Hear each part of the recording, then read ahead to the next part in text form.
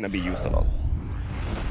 Welcome back, friends, to APAC North. It's time for game number 1 out of 4 for today. FAV Gaming versus Reject. All Japanese, and these two teams have faced off against one another so many times in the Japan League, and now in APAC North as Reject has qualified for the league, making it in their first time in the league itself.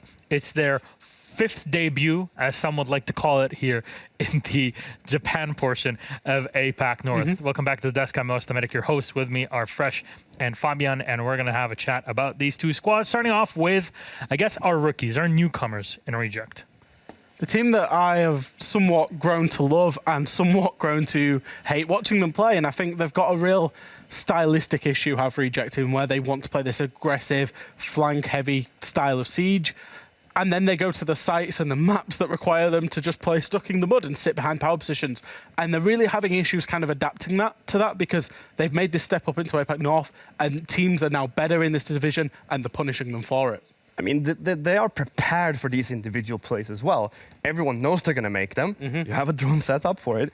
You have a guy sitting on the drone. Yep. Oh, the guy's coming. Well, gun up.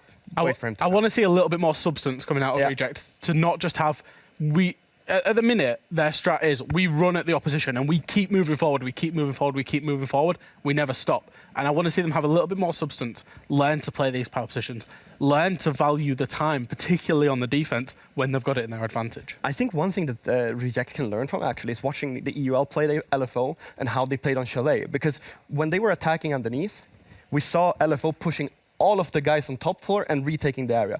I think that if Reject can copy that to a certain extent, where they use each other and not just push one by one, that's when we're going to see them get better. What about FAV Gaming? FAV Gaming. I have actually prepared some of this. Honestly, I have a really fun fact. They've lost. Round of applause. Listen here. They've lost to a team that's called Donuts Unsold Stuff Gaming. 7-2 in Japan League. That was very funny to me because... Sorry, just repeat that. They're called Donuts Unsold Stuff Gaming. Right. Unsold? Unsold. That's what I got it. They're not sold. They're not sold yet. Did you Google Translate this? No. I saw it.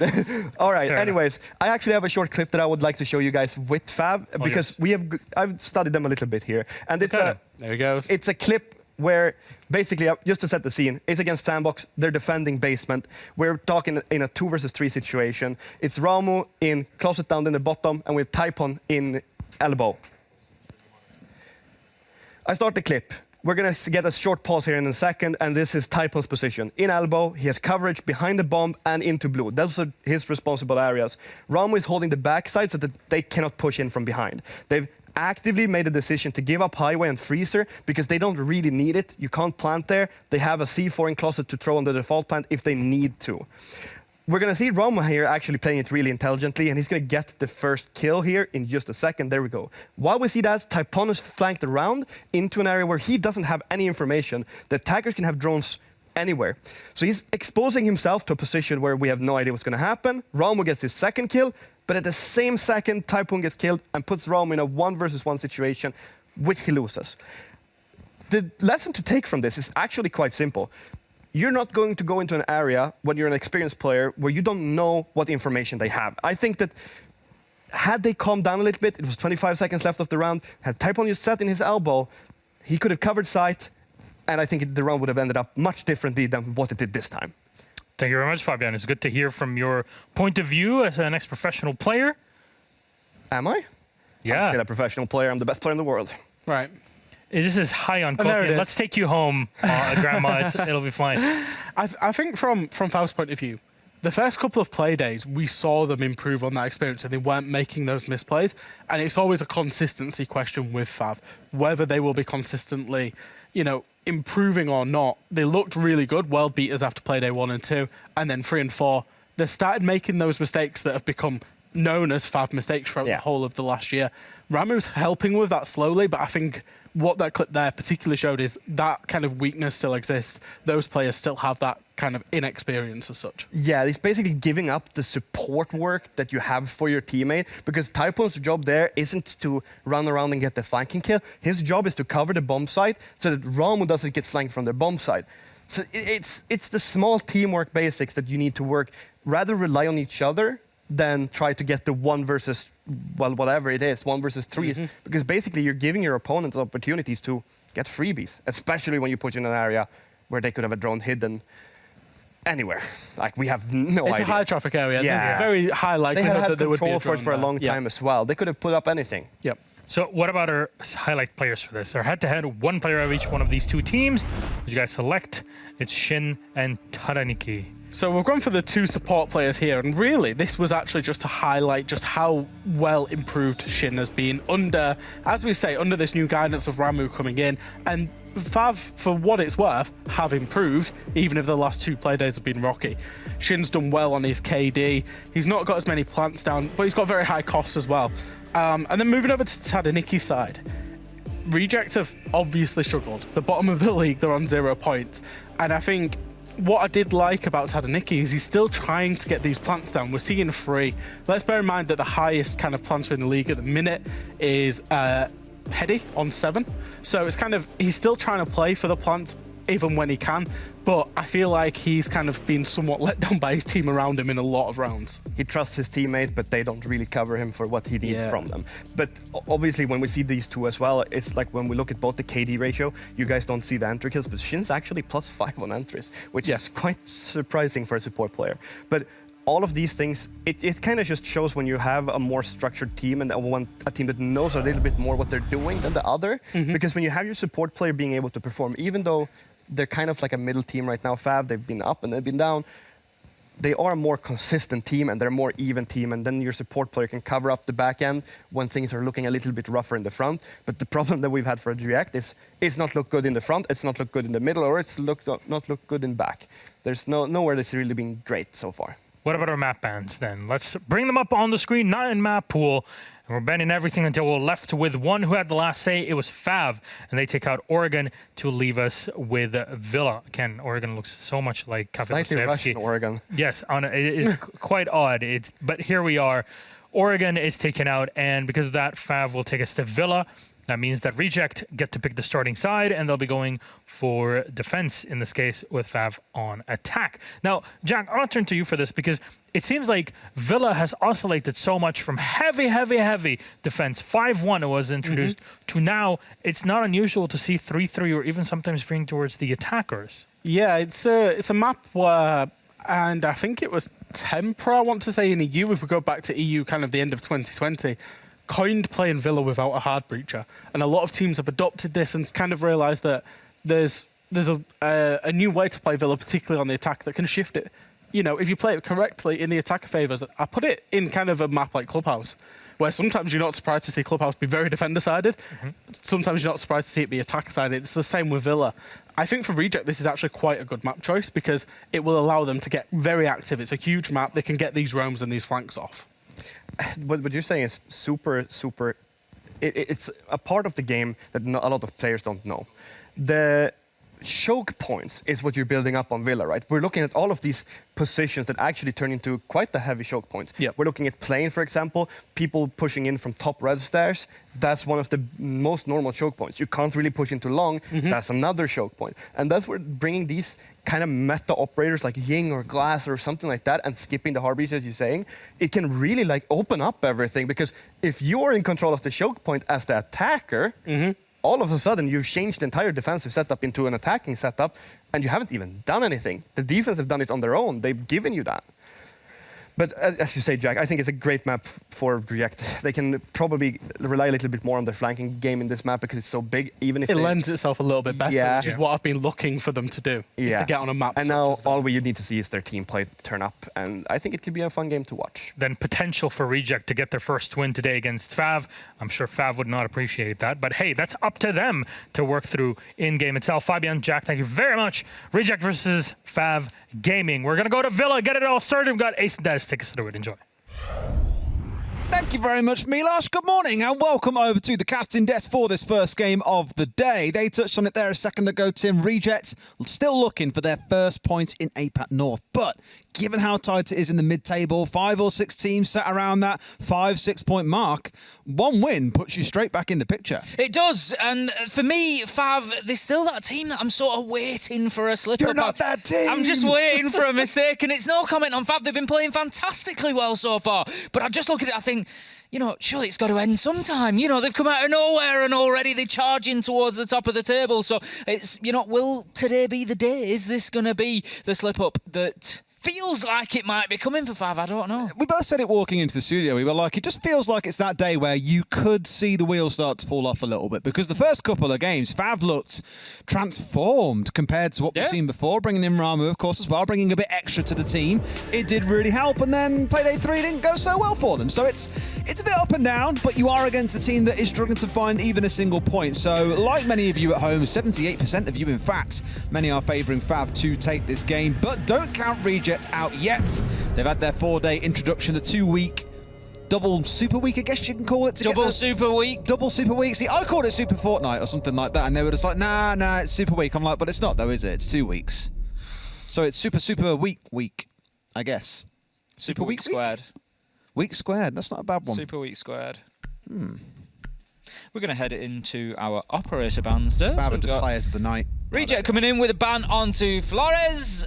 Not necessarily one that I like it, but it's not one that we see necessarily too often on Villa specifically. But we know Flores as, power, the utility of those Rotero drones. Particularly, if you think towards Villa defences, they are getting more and more reliant on shield. The shield on maps, for example. The shield looking into or even on master bed, for example. There are important power positions there that the Rotero drones are going to be able to cut through like a hot knife through butter if those drones are put to good use. So taking him away will be followed up by Knock leaving us again, and that will move us on to our defender ban. She will not be be a part of this game. She messed it up, man. She'll not be a part of this one.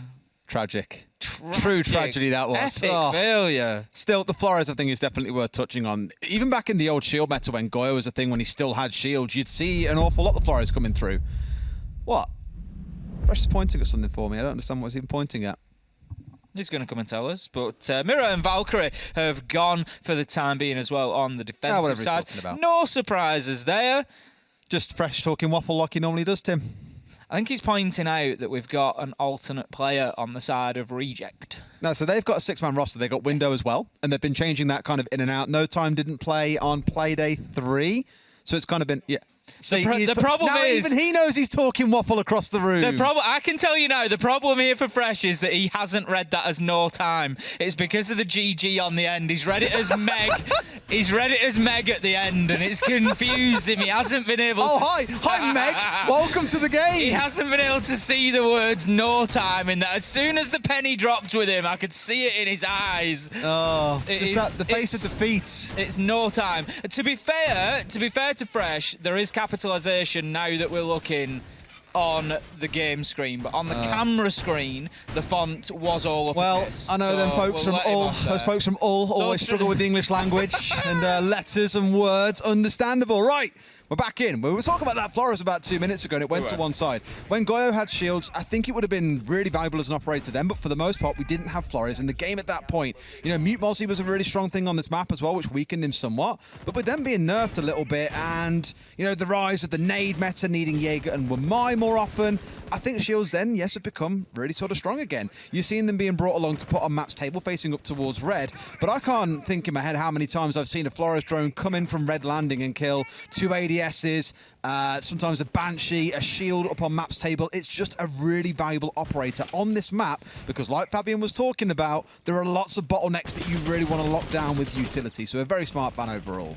Typon immediately setting up those air jabs. No surprise playing against Reject. It was touched on by our analysts in the opening desk, how they like to play that flanking play style and that Villa might just suit them down to the ground. A nice big map that they can move around. But FAV obviously done their homework and prepared for that, bringing the Nomad along and looking to prevent that being the case. Tadanik is still on the setup, just moving that shield there, going to pop it up at the top of main stairs. That's going to show a little bit of a commitment there, but I like that from the defenders. They're sort of waiting to see exactly what's going on with this attack, and when it's clear that there is pressure coming towards main stairs, then the utility is positioned there. Tadanik moving his way down to get aggressive as well, manages to find the kill onto Typon. That's a nice opener for them. The Nomad gone, the air jab's already in play, but not in play play anymore as Shin, as Candy manages to take him down, and Reject coming in with a strong start to round 1 here. No time, able to get a nice little peek out onto Study Bout, gets himself a kill, 4v2, and it's falling apart. Well, they've absolutely slaughtered them there, Tim. Yep, 4 left alive come the end of a round, 1 coming in from a nade, and that's all that FAV found in that first round. Salty,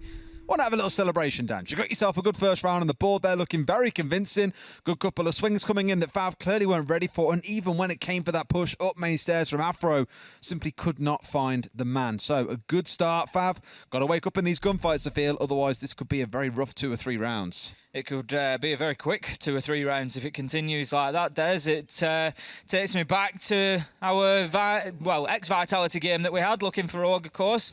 They were absolutely tearing through rounds super quick, and it looks like this one is starting out the same. Reject getting very, very confident there at the beginning, and FAV just not really bringing anything to the table. And as I suggested, and there's a long way to go yet, we're only 1 round in, but I've predicted FAV to win. I think they probably will, but you can see the timeline here where they could slip up, and this could be some points on the board for Reject. We've got this kind of... Have they got the full, actually, rotation in this triple wall? Or is it just a, it's a vaultable hold? Okay, so normally what you'd see is it's actually be on the other side. So of these 3 walls that you're looking at here, it'd be the one furthest south that would be made soft. You put a castle barricade in the right-hand window rather than the left, and you can use that as a rotation through. What they've kind of done here is still somewhat expose themselves to the south window, but at least with the rotation they've got, they are safe from the master window, of course, until the castle gets shot out. Just gives you the ability to rotate between bathroom and between site itself as a full loop, rather than always having to double back through astronomy, because the issue there being, if someone gets hold of the astrology window, they can just start spraying you down as soon as you try and rotate through there. So, does give you a second rotation angle to work back to site, if you do want to play aggressively inside of the bathroom. Candy, Salty, Tadaniki, all on the AVG side of that top floor. There's going to be a coming together here as Take manages to find Typon, and once again that's the opening kill going in favour of Reject, and playing that style of play we thought we might see from them, Des. Getting out, getting around the map, finding those kills underneath, and that's just going to help to keep sight a little bit safer. We saw the attempt in the last round at that vertical nade. It was successful. It got them a kill for the side of FAV. It was the only one that they did pick up, and Reject wanting to make sure that that is not the case again. It's almost as ironic as killing a Jackal when he's out there as the entry death for the team. The Nomad, the one operator they've brought along that is designated to try and lock down these would-be roamers, these would-be flankers, unable to do so. In both rounds has so far been the entry death. Not an ideal start, and maybe they look at changing up what that attacker is in the coming rounds. It's another good start for Reject, though, a 5 versus 4.5 a round still to play. And Candy is still sat down here on the south side on the main stairs. The rest of them all gathered up around site itself, but FAV are still looking for the setup here. You know, they're not too clear on where they want to push or how they're going to push it at this point, Tim, and that makes me nervous. Tough for Typon so far, opening death in both rounds, and the thing is, the longer that goes, the harder it gets, because he doesn't get into those gunfights, doesn't keep himself warm, and it really can make a difference. You know, we often talk about support players, hard breachers, and you know, they don't have as many kills, but when you're not getting into a gunfight for 3, 4, 5 rounds, and then you finally find yourself in one, it can be tough to take them, and Typon going to be in that position. Take just absolutely no idea that he's there, Des. Number 2 just walking around almost blindfold down there in the basement, and he's going to lose his life by the barrels. Had 2 of them looking to push down into basement as well. You had the Yana out towards the east side, but just not quick enough. It felt like they weren't really aware he was even in there, to be honest. They're going to lose another. They could do if they walk into this one blind. They'll lose 1, they'll lose 2! No! Take finds both! The basement swallowing up this FAV roster, and Take is the monster hiding in the darkness. Take just having an absolute field day. No other way of putting it. You know that he's keen for that ace. He's just going to hold himself here on the basement stairs. Is he going to get it? Yes, he will. That's 5 for Take, and that's round 2 for Reject. And what a roam game that was. At no point did FAV have any handle or idea of where Take was, whether it was the opening kill onto Typon, he just ran into him. Down in the basement, one after another, shot in the side, shot in the back. They just had no clue and could not pin Take down, and he takes full advantage of that and picks himself up a lovely little ace. I really wish they'd move over to playing the Jackal here. I know it sounds like a real classic ranked go-to. It's always banned away, like, of course it's strong, whatever. No, I just feel the Nomad here is too passive. massive. That's the problem, is you're relying on them coming at you on flanks. They've had 4 players push into the basement, 3 even. 3 players come into the basement to try and work their way forwards, and they had no idea what was going on downstairs. No drones coming through, no Jackal to help them get rid of these roamers. And you know now that in both rounds you've had to deal with these off-site players that just keep on moving and don't sit still. I think a Jackal would honestly be the go-to play here, and Nomad is just not going to cut it for you. The thing is, FAV as an attacking team in the first 2 rounds, Des, have accomplished Nothing. absolutely nothing. They haven't Is even the got reality. close. That's what I mean. And, you know, yes, you can lose the opening 2 rounds and still accomplish a lot as attacking teams, but they haven't ever had any map control. They haven't breached any wall. They haven't come anywhere near site. They haven't cleared any utility. They've barely got any kills. 1 kill, I think it should be across the whole team, yes. And it's just, it's not good enough, Des. This is going to hurt them if it continues, because Reject right now, they're not in the driving seat, Des. They're the only one in the vehicle. That's the problem, right? There's a lot to be done here, and I'm sure Reject will be looking to keep on doubling down on this aggressive gameplay that has paid dividends for them in the first 2 rounds. Only a single kill going the way of the side of FAV so far. It has been a rough entry into Villa for them. But now that we're into the off-site, not that the sites have really had anything to do with either of these rounds, hopefully it improves. It's certainly not going to start that way. Tadaniki giving Reject their 3rd entry so far of the game. Honestly, I just don't know what's going on at the minute. Salty, he's going to find Ramu, and right now, this is just, it's meant to... How often do you see a Pulse playing above you and then shotgunning you through the floor? It's just... It's like watching a pro team versus a ranked team. It's, you know, that's the reality right now. There's just absolutely nothing FAV can do. You're saying Reject are the ranked team, right? No. Because I think they are. This play Well, the playstyle might be, but my point is in terms of skill, in terms of kills, it's like watching a team in FAV that just have no chance of getting themselves into this. I think FAV have been in 2 gunfights across the 3 rounds so far, because everything else has just been a freebie to the side of Reject. They're not even looking at them, and that's the scary part. The drone play, the Iana, the Nomad, that you've got all these things to help you, is so far proving absolutely useless. You know, they've still got 7 drones on the field. Another one pops out, and they have no idea who's even down there. What is that? FAV are just getting absolutely removed out of this right now as Tadaniki finds another kill, this time onto number 2. Surely not another flawless round, can they? He's going to find Shin, and that leaves us now in a 1v5 again. This time, Typon wasn't the opening death. He's going to be the last man alive, but this is not the situation you want. A player who's essentially sat on the bench for the last 2 rounds because he got taken out in 15 seconds. It's an improvement. Now finds himself needing 5 kills. He's unlikely to be sharp coming into these gunfights. He's literally been chased down into the basement, Tim. Just 5 sharks circling from above, because that's what it's turned into. They're not the ones striking from below. They're the ones striking in from above at this point now. How's this gunfight going to turn out? Swing from Take. It's another flawless round. 3 rounds, and FAV have a single kill to their name, Tim. What is going on? FAV just haven't turned up. They just haven't turned up. And are we going to see that change in the next few rounds? Sometimes we do see these slow starts from teams, and then all of a sudden there'll be a little powder keg moment where they have that spark and it all kicks off and they get themselves into the game. But I tell you what, FAV desperately need it right now, because this isn't just losing at the minute, Des. This is a bit of an embarrassment. A little bit. For FAV, to be honest. I mean, Tim, you've been killed. It's bad and enough. that's me saying that, Des. It's bad enough I'm seeing... Mr. Positivity. It's bad enough seeing a Pulse with a shotgun. To then get killed through the floor from above by said Pulse is just something else. It's becoming tough for them. At least they're giving them a chance here, because some of the ops that Reject have got in this round are much more passive. The Chanka, the Goyo, the Smoke, for example. It all feels a lot more dug in. Doesn't mean they're going to play it dug in. Absolutely not. We saw in NAL yesterday, Anthony was running around with a Chanka being one of the primary entries on border. So I'm not going to say every Chanka's going to play that way, but don't think Salt is going to follow the rules that you think he will just because he's playing on what is normally a very dug-in anchor operator. I want to see a better round from FAV. Yeah. Back comes the positivity. I've critiqued Tim's them. back in the room. I've critiqued them. I've gone in on them. I'm sorry, I can't avoid it, FAV, but I want to see something better from you. What do I want to see? I want to see you take your time to get established in the building safely, and I want to see those drones being used, because you can't keep getting caught out like you have been. Let's get some better information in. Let's start winning that intel game, and let's get into a position whereby you can take gunfights on at least an even footing, rather than being shot in the side, shot in the back, which is all that we've seen so far. far. I think Reject, as you say quite rightly, Des, might just be giving them an opportunity here. We're not going to see them play as aggressively as they have done previously, and that might just be the foothold that FAV need to get themselves into this one. They're playing with their food, Tim. At this point, they could get out on the map and be absolutely chaotic, but this feels a lot more dug in, at least for most of the members. You have got the Goyo. There we go. Let's go, 90. Shin. That's their first entry. They bring down Taraniki, who had 2 entries to his name as well, so currently sat at 2-1, a good start. That turns into a second, as down goes Take as well. So FAV for the first time, finding an advantage. This sitting on site, not working out super well for Reject so far, but Ramu goes down as Candy finds him. To be fair, in the first round that we saw on AVG, it was a slightly more site-based approach. What is this?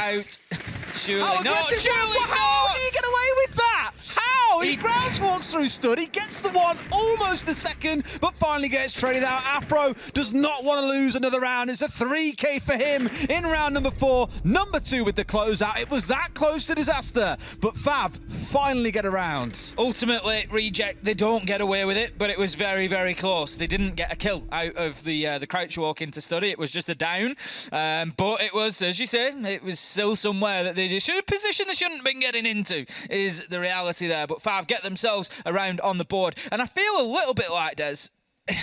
I'm going to be careful how I say it. So it feels a little bit like Reject have maybe taken the foot off the gas there, and that was a little bit of a mistake. As you said, a little bit more site-based. They've had their joy away from site, if anything, making life difficult. But if we think back to round 1, they did win round 1 very, very convincingly, but it was all around site. Mostly. There was the 1 kill underneath, but other than that, it was pretty much all around site that they picked up those kills as they were being pushed into. So it wasn't the big aggressive roam game necessarily in round 1 that we saw in round 2, round 3. So I don't think they were necessarily changing their style. They were just going back to that's how they play AVG. They just got a very different result in the first round. I would expect to see them in this round again, out on the roam, out with that aggression. If they don't, and they have taken their foot off the accelerator, I think that could be a little bit of a mistake, and that's where they're going to let FAV back into this. Right now, you've got their backs to the wall. You just need to keep going at them. Well, you can see now what they've gone for, because they've gone for the castle same as they did back in round 2. But we've just seen the 4th castle barricade that they want to put, sorry, the 3rd one they wanted to put down. The 4th one's going to go on 90. The one they put down is the one from Astro in towards Bathroom, which protects the player's back that sat on the shield. So to me, it suggests someone, in this case, Taraniki, who's dug in with ADSs, magnets, really wants to hold this room down. If he can hold it like this, he's in a spot to be able to cause a lot of trouble, because pushing inside of the closet here is going to be a bit of a nuisance. Also making sure he's got that castle barricade prepped behind him in case he does need to knock it out. But like we spoke about in round 2, he does also have the option to rotate through that leftmost triple wall that has been opened up for him to get back through. Salty is just going to be on the heartbeat scanner there, feeding information in. Will locate a player outside of the laundry underneath master bedroom. We'll feed that information back in, no doubt. We'll see if Take is playing underneath and ready to react to those potential entry points. But for the time being, a lot of droning going on for FAV. This is what I want to see. Getting in there, making sure that they're aware of exactly where those players are. Particularly like to see Ramu on that drone underneath, checking out where is Take. Let's get a handle on him. Let's make sure that they can't hurt us as they have done before. And Salty, he just continues feeding this information. He's going to sit on concrete for as long as they will allow him. It keeps him safe from nades underneath. He can just feed in any information about a push into master, push into closet, push into dining and kitchen. He can really support his players from that position. Information is king, and they've got it all coming through from that pulse as well. We'll know there are at least 3 players out towards that master bedroom side, if not a couple playing on the below. And in come the nades from underneath. Salty being downed here, not quite taken out. That was 2 nades at the same time, by the way. A second one coming in from number 2 will finally secure the kill. They've still got 2 left in back pocket as well. He strayed away from, I specifically picked up on the concrete area because it kept him safe from nades underneath. He strayed away from there. He's been punished for it, but a kill comes in, no time, managing to find Ramu. Taraniki onto Shin, leaves us 3v2 as we have an absolute flurry of kills. Candy with the latest onto Afro, and it still leaves Reject in the driving seat here on the defence. FAV struggling to keep pace with those kills at the minute, even after that good start underneath, taking out the pulse, removing that information and making life difficult. But Typon, he's got himself in. He's getting the diffuser down, Des. I think this is going to stick at this point. The cover is there. Number 2 gets 1. Number 2 gets 2. And that's going to leave them now in a 2v1. Quick swing around Typon for the final kill after the plant. And what a 2v3 played out by FAV there. They have woken up. Much better, absolutely. I thought for a second it was going to all fall to tatters in the 2v3, but Reject just a little bit passive. And understandably, no time thinking, look, I can't push up here. There'll be a drone on me. There's 2 players inside of Astro. If I push these stairs, chances are I die. I'm not convinced they knew he was there because when he fired those bullets up the Astro stairs, no one turned around. They were carrying on with their previous adventure of trying to get in towards sight. And as the plant came through, no one went to try and go for a swing. I think it was just Candy on the door of Trophy itself looking inwards. He was looking at, okay, can I go for a challenge here, yay or nay? The other 2, nowhere to be seen, unfortunately. I feel like Reject have really given away a very advantageous situation there. But for FAV, it's 2 rounds on the board. It's what they're looking for. And thinking about it, the desk said if you can get 3-3 on this half, on Villa, you're feeling pretty good. FAV somehow are on course to get that back despite a horrific first 3 rounds. I'm starting to feel a little bit like Reject tried a couple of things for 2 rounds that you get away with once or twice. FAV just weren't awake. They've been punished for it, but now those same tactics, same techniques aren't going to work for Reject again because FAV have already suffered to it, and they're not going to go down to it a second time. And that's what we're seeing at the minute. And the problem for Reject is, for me, they either win on the roam game or they don't win. If it comes down to trying to hold down site, I just don't feel like they've got enough of a command, enough of a presence on the site to deal with FAV. We've just seen that there, 2v3, and they let the diffuser go down. Like, you can't do it. You can't allow that situation to come up like that. You can't have your site controlled by 2 men when you've got 3 on the board. And so for me, Reject, they've got to keep getting out there, get into those fights. It's the last defensive round. They can't allow FAV to push directly onto site because I feel like that's where they probably lose this round. Well, let's see how they shape things up. Take having a bit of a cat and mouse chase here with the drone that was coming out. Gets it tagged down, and Tim, oh my God, I've got to look at that already. 4 drones are left inside 45 seconds in the round. FAV gone hyper-aggressive with their drone play early in the round, so much so that 3 players have completely exhausted their drone count. And that is never a good sign because it just means you've got more chances of being blindsided. Again, that Nomad still returning once more rather than something like a Jackal in this case. No time, almost the first one to go down. I imagine that would have been to a nade. Taking a lot of damage there. I think he's playing over on the north side at the minute while there is still a lot of focus on this south side and studying nade draining in, trying to clear out utility, give the ability to push in. Beautiful headshot. Ramu onto no time as he'd returned into sight. Allows Ramu to push into long corridor now, just taking out the default cam, and FAV getting themselves established as. And this is what I was saying. FAV's attacks onto sight. Oh, very good. Just like that Nitro as Candy manages to find Ramu, and that is going to level things up 4 versus 4. What a peach for C4 that was as well, coming out, finding at least one hanging around main stairs, but Afro is still alive. The man who found himself a 3K earlier on. So we'll be keeping a close eye on that and seeing what he can do.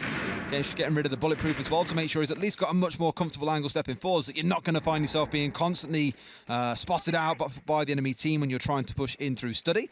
A couple of members now actually rotating away. Number 2 potentially trying to look up towards a couple of windows out towards the east side. Maybe trying to get into master bedroom to get red control, for example, because Take is sat on the red stairs. And I like at least here compared to round 4, they have got 1 or 2 players playing off-site. They're not all dug That's what they needed. He's getting on red stairs, he's working his way down, he's looking to contest, and he's moving with the flow of FAV's attack. As I said, you know, they win on the roam or they don't win the round is pretty much how it's shaped up. And the fact that roam game and the flanks are having more success for them definitely shows a correlation to them being in a position to potentially win this. But the push is going to start coming in towards site now, so things are going to get a little bit more hairy for Reject here. Only 30 seconds left to go. Take is still in a good position to have an impact on this round. Candy just playing the hard angle with the shotgun. Might get himself a freebie here. It is as easy as that. You can't just walk into site, number 2, but the kill comes out. Typon managing to get the trade. Here comes Take, though, as we said, in an important power position. Gets 1. Can he get 2? Certainly can. He knows where the last man in. He's looking for the pistol. He's trying to find him in study, but with 4 seconds,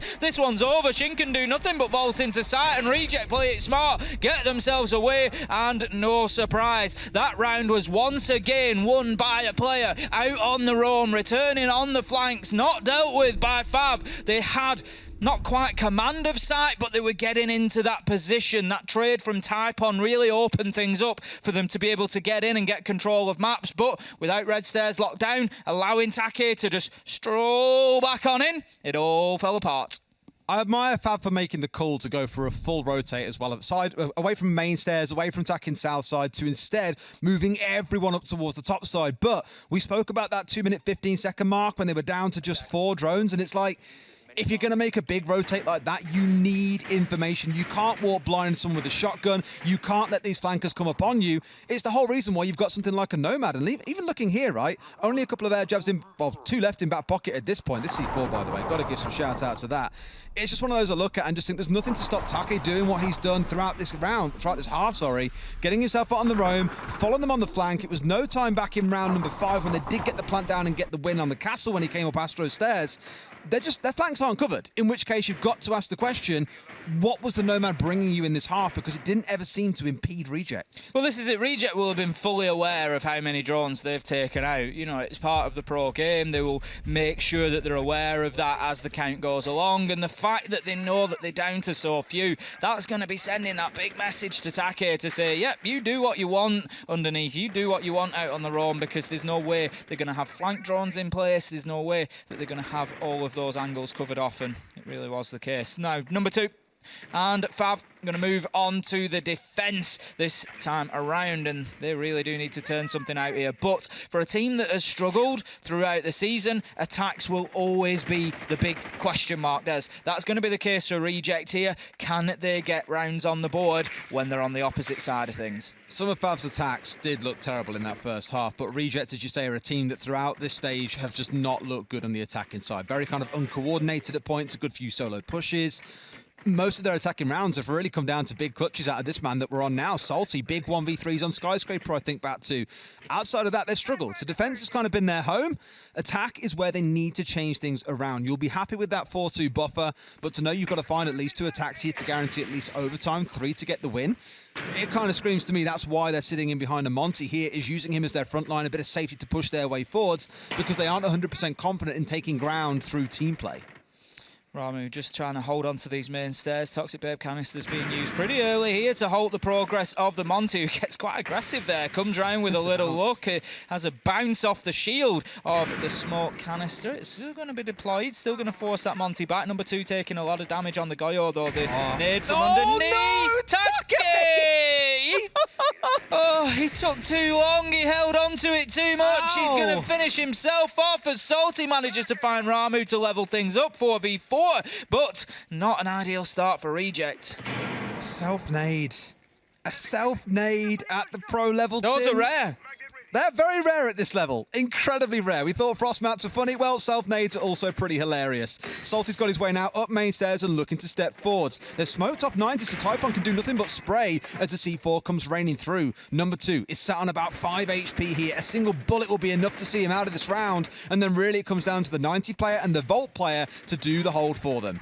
Exactly that. Number 2 just going to hide himself in behind the bar, and he might well be called upon to prevent this diffuser going down. Shin also in a powerful position at the top of red stairs. I don't know if there's anybody from Reject moving to dislodge him from there, but I don't think there is at the moment. They're all focused towards long corridor and towards the study side of things. Candy just looking to try and find the man down at the elbow there. The challenge comes in, and that's just keeping Salty pushed back, just preventing him from pressuring number 2. I don't think they're aware of the Goyo in behind the bar either. As Monty comes round, he certainly is. Pistol out at the ready, manages to get the kill as others rain in as well, and this is a better attack from Reject than we've seen so far. Shin loses out in the second gunfight after finding 1, and that's going to be Reject closing out their first attacking round, Des, and they could well be on the way to their first win in APAC North. Left it very tight there at the end. I really thought they'd stall out at the bottom of 90 with that Monty, and Candy would just be left stranded inside a study.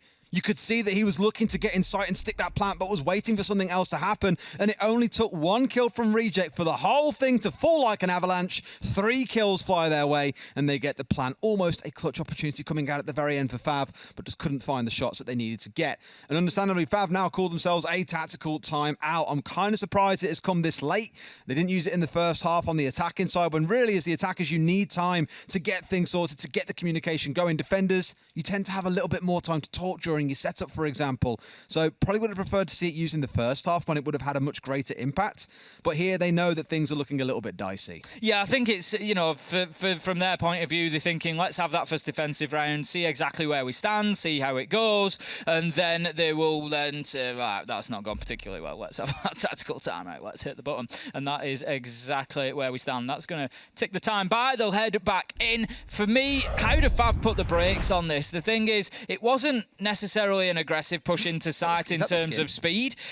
So you wouldn't say, you know, doing something like bringing trap operators, for example. We do see Legion brought along by Ramu. So it's an interesting one because I don't really think that was necessarily the problem. It wasn't, you know, Reject pushing in at speed or overly aggressively. It was just a bunch of gunfights with 20 seconds left to go that were lost. And so I'm not sure. The Legion will deal with a Monte, but I don't know. He'll slow him down. Do I think it's the difference between winning and losing that last round, for example? No, I don't think it probably is. Got excited seeing that splash from the Monty. Remembering, of course, you kind of change things out now as well, so maybe he isn't running the skin. I'm not quite sure. I know we had the rules where you can play, I think it's non-Battle Pass skins you can run in APAC North at the minute, and gadget skins. We'll find out when we get into it for sure.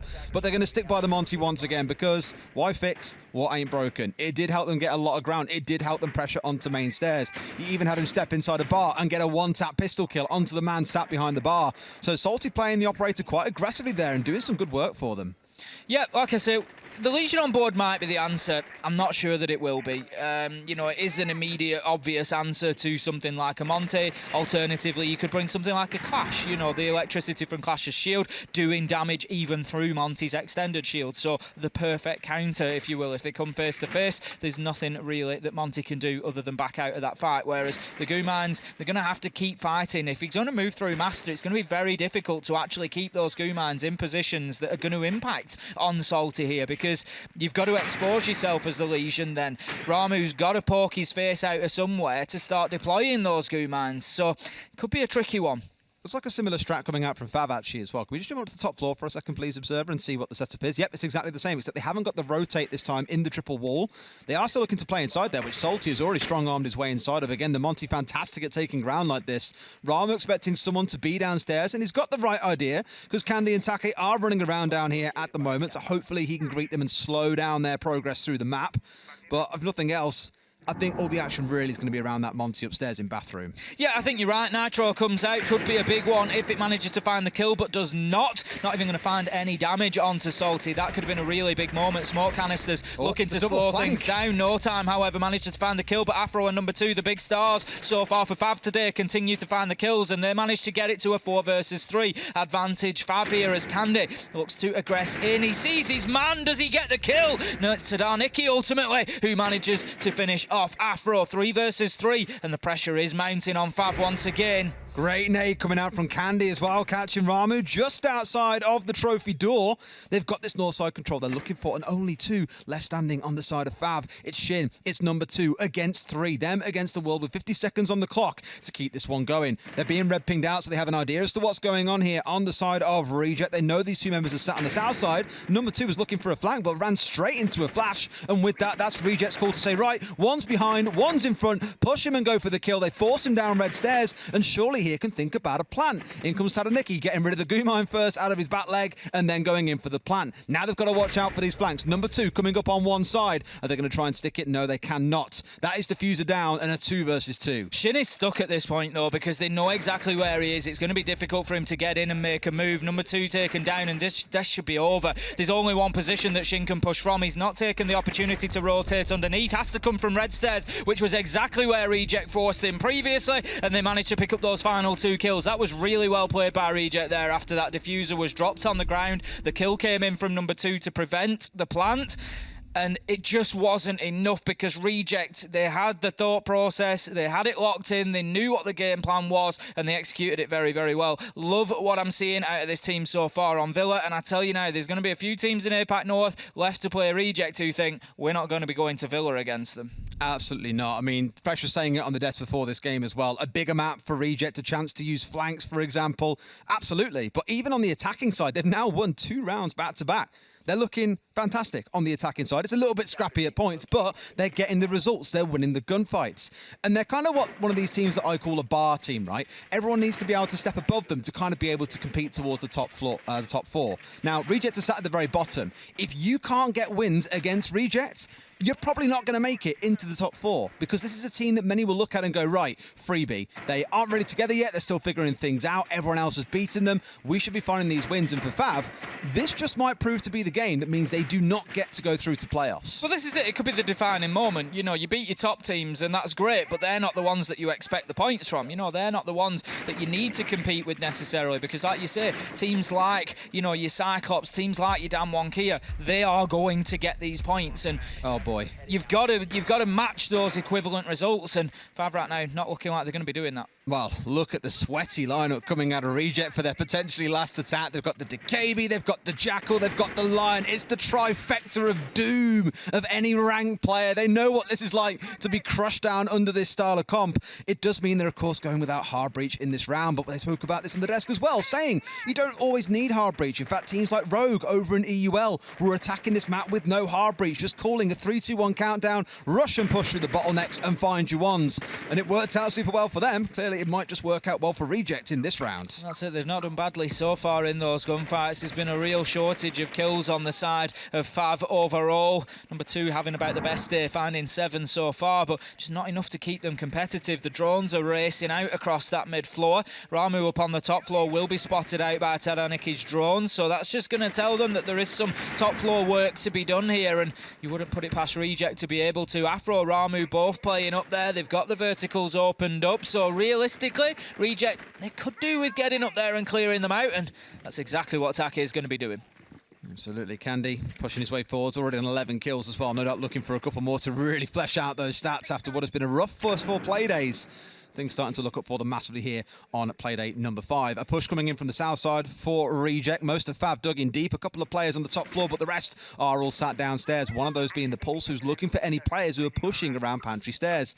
The answer right now being that no one is doing that. You've even got laser gates on the upstairs to help commit to this hold. So they really are trying to dig in here, FAV, and then immediately the swing comes out, not aware of where Ramu was. Finds one. He's now looking for a second here at the top of red, but gets swung on by the buck before he can find the man. It's 1 for 1.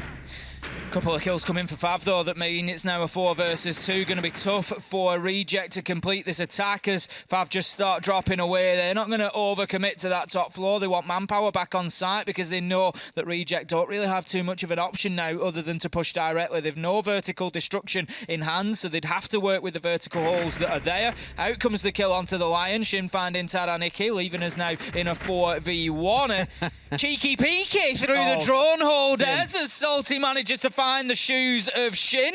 Takes him down, maybe a shot to the shin there.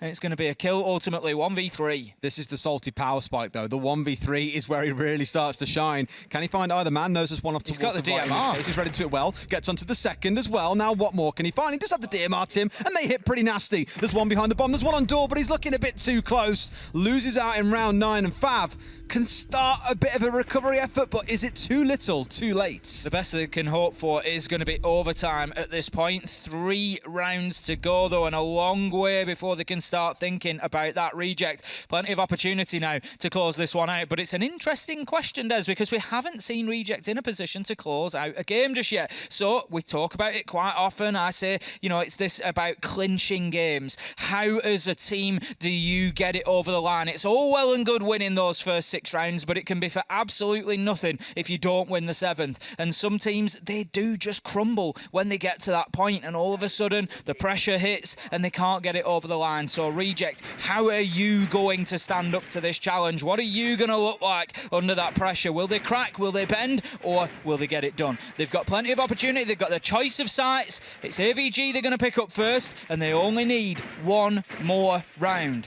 I find it really interesting just looking at the ops for the last 3 rounds, by the way. FAV have rotated through 3 different smoke players. We've had Ramu, Taipon, and Shin playing on that operator. Shin now going across onto the Wamai, as he did on this site previously. We spoke about this a little bit last week, that across APAC, we don't really see like, you are playing this role and you are fixed to playing it on this site. It kind of speaks more to the flexi game that we're starting to see in Siege these days, where players will rotate between different ops on different sites based on the jobs that need to be done. So for Ramu here, we'll see what he can achieve. Admittedly, probably being 2 and 9 and being sat on the anchor operator that sat back on site with 3 smokes in back pocket is not a bad place for him to be playing.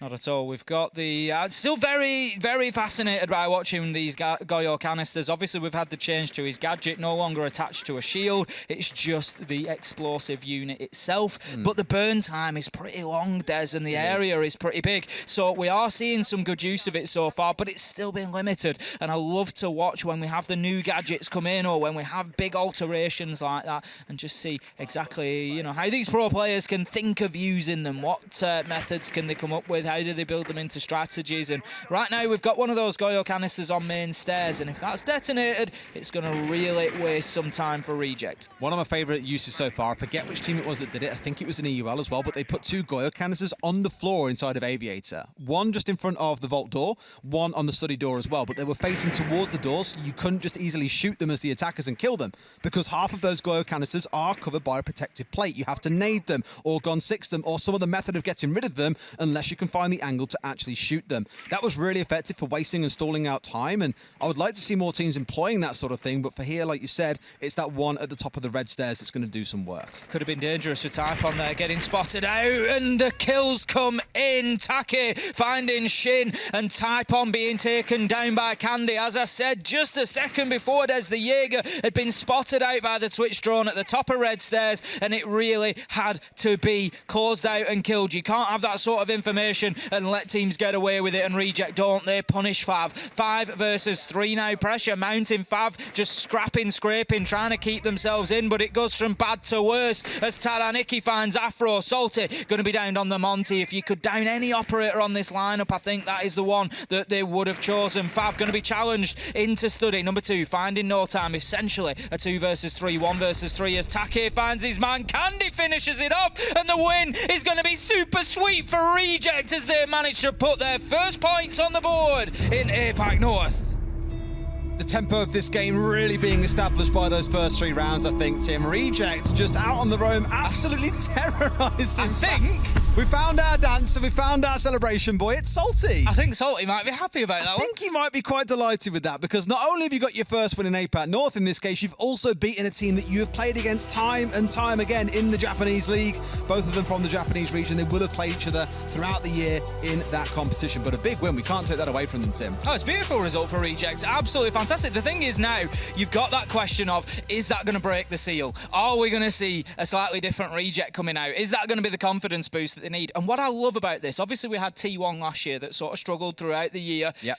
The winners come far sooner for Reject. And so moving, you know, looking towards stage 2, stage 3, looking down the rest of the year, how this impacts, it could well be that we just have a much more competitive scene where Reject are in the mix as well. T1 had the horrible 0-7 record in one of the stages as well. For Reject, it's a win, but I think there's some lessons for FAV to take from that one, especially when it comes to dealing with roamers. Let's get to the break, and when we come back, our analysts will break down that fixture for you.